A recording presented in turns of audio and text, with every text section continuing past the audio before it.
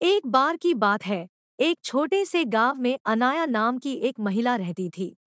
वह एक दयालु और अच्छी इंसान थी जो हमेशा अपने और अपने परिवार के लिए अच्छी चीजें चाहती थी। अनाया के पास उसका पति और एक खूबसूरत बेटी थी और वो दोनों अनाया से बहुत प्यार करते थे और हमेशा उसका साथ देते थे, लेकिन उसकी सास शांता उसके प्रति अच्छी नहीं थी। शांता अक्सर घटिया बातें कहती थी और उसे बिल्कुल पसंद नहीं करती थी। शांता हमेशा अनाया को दुखी करती थी। एक दिन जब अनाया बाजार में घूम रही थी तो उसे एक बहुत ही सुंदर और अच्छी दुकान मिली। अनाया दुकान जाती है और देखती है कि दुकानदार एक बूढ़ा और बुद्धिमान व्यक्ति था। अनाया ने उससे कहा कि वह खुश रहना चाहती है और चाहती है कि उसके साथ अच्छी चीजें हों, भले ही उसकी सास निर्दयी थी। दुकानदार मुस्कुराया और उसे एक अनोखी साड़ी दिखाई।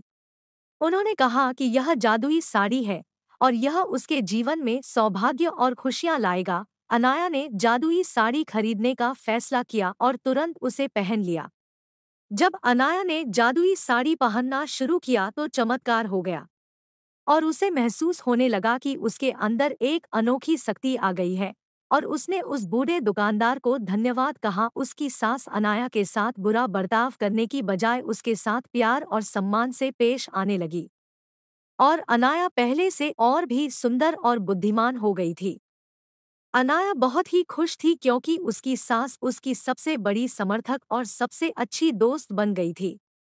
यह देखकर उसका पति भी बहुत खुश हुआ। गांव के लोग इस बदलाव को देखकर आश्चर्यचकित रह गए। अनाया साड़ी से बहुत प्रभावित हुई और बहुत खुश थी। जादुई साड़ी की वजह से अनाया के परिवार में खुशियां आने लगी।